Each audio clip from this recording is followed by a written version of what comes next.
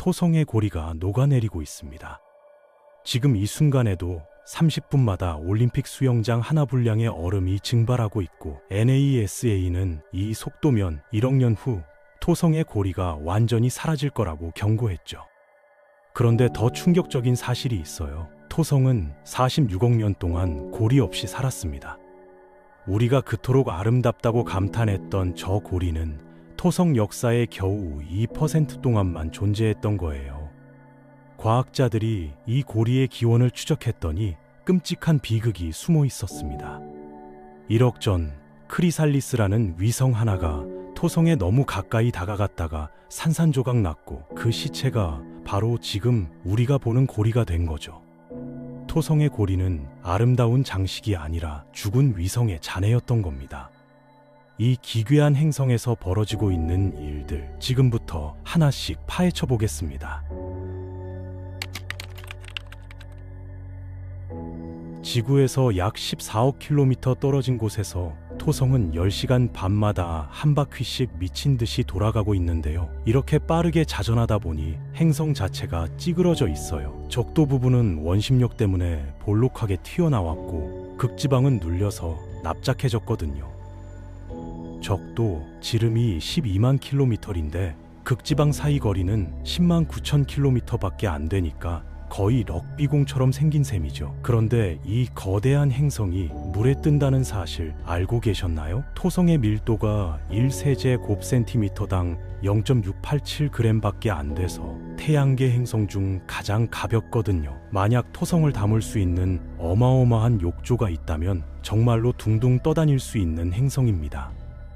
토성의 대기 상층부에서는 시속 1800km짜리 바람이 불고 있는데요. 지구에서 관측된 가장 강력한 태풍보다 몇 배나 빠른 속도예요. 이 초고속 바람 때문에 토성 표면에 노란색과 금색 띠무늬가 생기는 건데 사실 이건 약과거든요.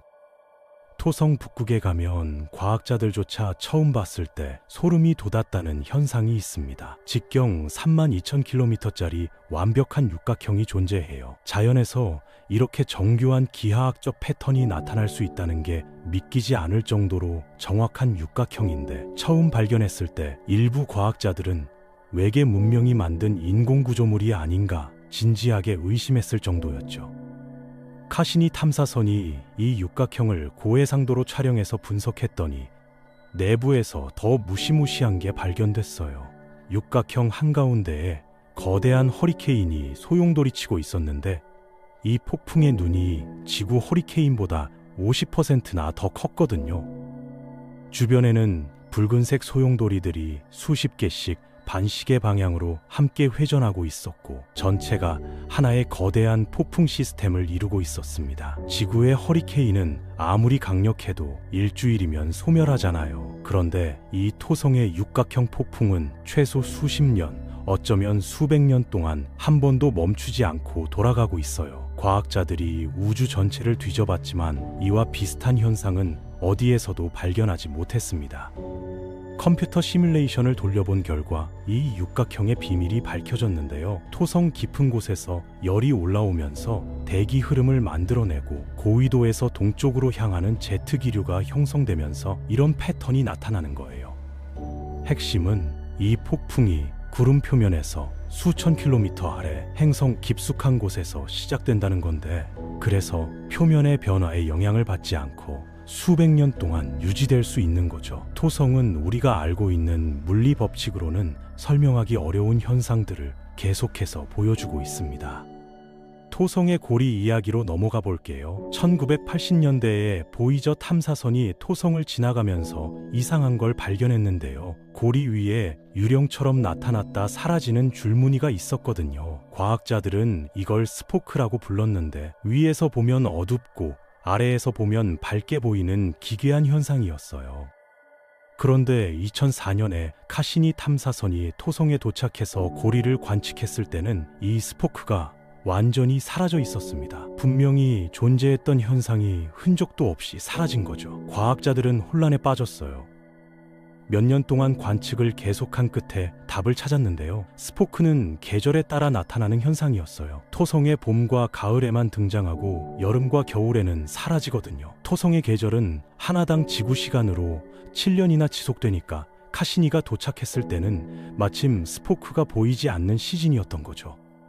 이 현상의 원인은 태양풍과 토성 자기장의 상호작용인데요. 고리를 구성하는 먼지 입자들이 전기를 띠게 되면 얼음 덩어리들로부터 분리되어 떠오르고 일시적으로 뭉쳐서 밀집된 영역을 형성하는 겁니다. 토성은 계절마다 다른 얼굴을 보여주는 셈이에요. 토성의 고리는 총 7개의 주요 고리로 이루어져 있는데요. 발견된 순서대로 알파벳 이름이 붙여졌고 행성 적도를 따라 배열되어 있어요. 규모가 상상을 초월하는데 가장 바깥쪽 이 고리만 해도 12km에서 42km까지 뻗어 있거든요. 시속 160km로 쉬지 않고 달려도 한쪽 끝에서 다른 쪽 끝까지 가는데 2달 반이 걸릴 정도입니다. 그런데 이렇게 거대한 고리의 두께는 고작 10m밖에 안 돼요. 비율로 따지면 A4 용지보다 얇은 셈이죠. 고리를 구성하는 입자들은 먼지처럼 작은 얼음 알갱이부터 집채만한 덩어리, 심지어 산만한 크기의 거대한 조각까지 다양하게 섞여 있습니다. 1610년에 갈릴레오가 처음 망원경으로 토성을 봤을 때는 이게 고리인 줄도 몰랐어요. 행성 양옆에 달린 귀나 손잡이처럼 보인다고 기록했거든요. 당시 망원경 성능으로는 고리의 세부 구조를 볼 수 없었으니까요. 그 후 400년 동안 과학자들은 이 고리가 토성과 함께 46억 년 전에 형성됐다고 당연하게 생각했는데요. 최근에 이 가정이 완전히 뒤집어졌습니다. 고리의 나이를 정밀하게 측정했더니 겨우 1억 년에서 4억 년밖에 안 됐거든요. 토성 역사 전체에서 2%에서 9% 정도의 시간 동안만 고리가 존재해 온 거예요. 그렇다면 이 고리는 대체 어디서 온 걸까요? 첫 번째 가설은 토성 주위를 돌던 작은 얼음 위성들이 지나가는 소행성이나 해성의 중력에 영향을 받아 서로 충돌하면서 부서졌다는 거예요. 두 번째 가설은 2016년에 나왔는데 외소행성급 천체가 토성 근처에서 파괴되면서 고리가 됐을 수 있다는 주장이었죠. 하지만 가장 설득력 있고 동시에 가장 비극적인 가설은 2022년에 발표됐습니다. 크리살리스라는 이름의 잃어버린 위성에 관한 이야기예요. 과학자들이 컴퓨터 시뮬레이션을 돌려서 토성 시스템의 과거를 재구성했더니 충격적인 결과가 나왔어요. 과거 토성에는 크리사리스라는 위성이 있었는데 크기가 토성의 세 번째로 큰 위성 이아페투스와 비슷했거든요. 직경이 약 1400km 정도 되는 꽤 큰 위성이었죠. 수십억 년 동안 크리살리스는 안정적으로 토성 주위를 돌고 있었는데 문제는 토성과 해왕성 사이의 중력 상호작용이었어요. 이 상호작용 때문에 토성의 자전축이 서서히 기울어지기 시작했고 토성의 가장 큰 위성 타이탄도 조금씩 바깥으로 이동하고 있었습니다. 약 1억에서 2억 년 전 운명의 순간이 찾아왔어요. 타이탄이 바깥으로 이동하면서 크리살리스와 중력적 공명 상태에 빠졌는데 이게 크리살리스에게는 사형선고나 다름없었거든요. 타이탄의 중력이 크리살리스의 궤도를 점점 불안정하게 만들었고 결국 크리살리스는 토성에 너무 가까이 접근하고 말았습니다. 토성의 로슈 한계, 그러니까 위성이 행성의 중력에 의해 찢어지는 경계선을 넘어버린 거예요. 크리살리스는 토성의 강력한 조성력에 의해 산산조각이 났고 99%는 토성 대기권으로 떨어져 흡수됐습니다. 나머지 1%, 그 잔해가 바로 지금 우리가 보는 토성의 고리가 된 거죠. 토성의 고리는 아름다운 우주의 선물이 아니었어요. 1억 년 전 비극적으로 죽은 위성의 시체였던 겁니다. 그리고 이 시체마저 지금 사라지고 있어요. NASA의 관측에 따르면 토성의 고리는 고리비라는 현상 때문에 빠르게 소멸하고 있거든요. 태양 복사선이나 우주 암석 충돌로 생긴 플라즈마 때문에 고리의 먼지 입자들이 전기를 띠게 되면 토성의 자기장에 붙잡혀서 행성 대기권으로 끌려 들어갑니다. 매초 최대 2700kg의 얼음이 토성으로 쏟아지고 있어요. 30분마다 올림픽 수영장 하나 분량이 사라지는 셈이죠. 40년간의 연구 끝에 과학자들은 이 고리비가 토성 대기에 어떤 영향을 미치는지도 밝혀냈는데요. 태양 자외선에 변형된 얼음 입자들이 대기권으로 내려가면서 다른 입자들과 충돌하고 그 과정에서 에너지를 방출해서 대기를 가열시키거든요. 토성의 북반구와 남반구에서 관측되는 빛나는 띠가 바로 이 때문에 생기는 거예요. 고리 비에는 물만 있는 게 아니에요. 부탄, 프로판, 메탄, 암모니아, 일산화탄소, 이산화탄소, 분자질소까지 포함된 화학적 칵테일이거든요. 장기적으로 이게 토성 대기의 산소와 탄소 비율을 바꿀 수도 있습니다. 토성에 내리는 비는 이게 전부가 아니에요. 엔셀라두스라는 위성에서 또 다른 비가 내리고 있거든요. 엔셀라두스는 직경이 500km밖에 안 되는 작은 위성인데 얼음 표면 아래에 액체 상태의 바다가 숨어 있어요.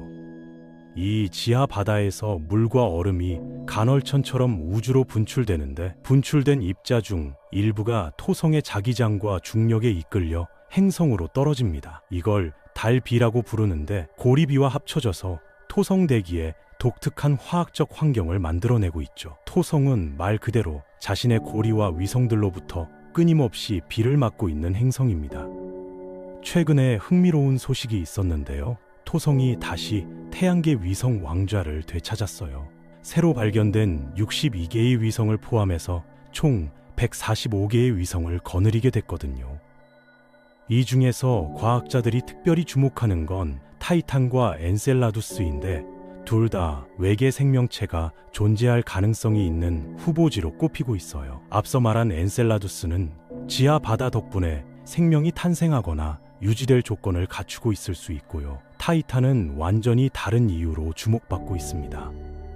타이탄은 토성의 위성 중 가장 큰데 행성처럼 두꺼운 대기를 가지고 있어요. 대기의 주성분이 질소라서 지구와 비슷한 점도 있죠. 더 놀라운 건 표면에 강과 호수와 바다가 있다는 거예요. 물론 지구처럼 물이 아니라 메탄과 에탄 같은 탄화수소가 액체 상태로 존재하는 건데 메탄은 지구의 많은 생명체들이 에너지원으로 사용하는 화합물이라서 과학자들이 관심을 갖고 있어요. 문제는 타이탄의 표면 온도가 영하 179도라는 거죠. 이 정도 온도에서는 지구 생명체가 사용하는 지질 기반 세포막이 버틸 수가 없어요. 그런데 과학자들이 대안을 찾았습니다. 아크릴로나이트리라는 분자인데요. 이 물질은 극저온에서도 세포막처럼 안정적이고 유연한 구조를 형성할 수 있거든요. 아조토좀이라고 불리는 작은 구형 용기를 만들 수 있는데 지구 생명체의 세포처럼 물질을 저장하고 운반하는 역할을 할 수 있어요. 알마 전파 망원경이 타이탄 대기에서 10억 분의 2.8 농도의 아크릴로나이트리를 감지했는데요. 과학자들 계산에 따르면 타이탄의 야유레 호수에는 밀리리터당 약 1000만 개의 아조토좀이 형성될 만큼 충분한 양이 축적됐을 거라고 해요. 지구 연안 해수에 있는 박테리아가 밀리리터당 100만 개 정도니까 그것보다 10배나 많은 양이죠. 2027년에 NASA의 드래곤플라이 드론이 타이탄에 착륙할 예정인데요. 이 탐사선이 도착하면 타이탄에 정말로 생명체가 존재하는지 아니면 생명이 탄생할 조건이 갖춰져 있는지 직접 확인할 수 있을 거예요. 드래곤플라이는 드론 형태라서 타이탄의 여러 지역을 날아다니며 탐사할 수 있거든요. 타이탄의 대기가 지구보다 4배나 두껍고 중력은 지구의 7분의 1밖에 안 되니까 비행하기에 완벽한 조건이에요. 어쩌면 우리 태양계에서 지구 외에 생명이 존재하는 첫 번째 천체가 이 작은 위성일 수도 있습니다. 다시 토성의 고리 이야기로 돌아가 볼게요. 지금 속도로 고리가 사라지면 앞으로 1억 년 후에는 토성에서 고리를 볼 수 없게 됩니다. 토성은 46억 년 동안 고리 없이 존재했고 겨우 1억에서 4억 년 동안만 고리를 가졌다가 다시 고리 없는 행성으로 돌아갈 운명이에요. 우주적 시간으로 보면 토성의 고리는 찰나의 순간에 불과한 거죠. 우리가 이 아름다운 고리를 볼 수 있는 건 정말 엄청난 행운인 셈입니다. 1억 년 전에 태어났거나 1억 년 후에 태어났다면 고리 없는 밋밋한 토성만 봤을 테니까요. 토성은 계속해서 우리의 예상을 뒤엎고 있어요. 북극의 거대한 육각형 폭풍, 유령처럼 나타났다 사라지는 스포크, 죽은 위성의 잔해로 이루어진 고리와 위성에서 쏟아지는 화학적 비, 그리고 생명체가 존재할지도 모르는 위성들까지. 지구에서 14억 킬로미터 떨어진 이 기괴한 행성은 아직도 수많은 비밀을 품고 있습니다. 앞으로 어떤 발견이 우리를 기다리고 있을지 정말 기대되지 않나요? 오늘 이야기는 여기까지입니다. 구독과 좋아요 부탁드리고요. 다음에 또 다른 우주 이야기로 찾아뵙겠습니다. 감사합니다.